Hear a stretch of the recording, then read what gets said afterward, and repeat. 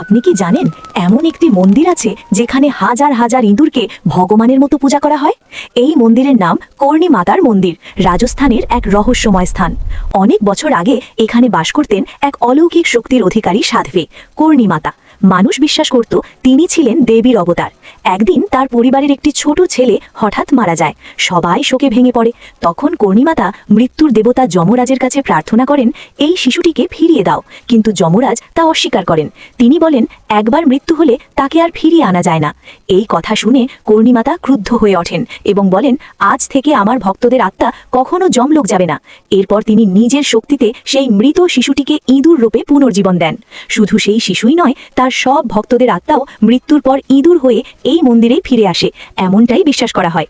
আজও এই মন্দিরে হাজার হাজার ইঁদুর ঘুরে বেড়ায়, কিন্তু আশ্চর্যের বিষয়, কেউ তাদের তাড়ায় না, বরং ভক্তরা তাদের খাবার দেয় এবং প্রণাম করে, কারণ তারা মনে করে এই ইঁদুরগুলোই তাদের পূর্বপুরুষ।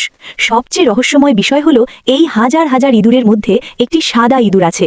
বিশ্বাস করা হয় যদি কেউ সেই সাদা ইঁদুরকে দেখতে পায় তাহলে তার জীবনে সৌভাগ্য আসবে, আর যদি ভুল করে কারো পায়ের নিচে কোনো ইঁদুর মারা যায় তাহলে তাকে সোনার ইঁদুর দান করতে হয়।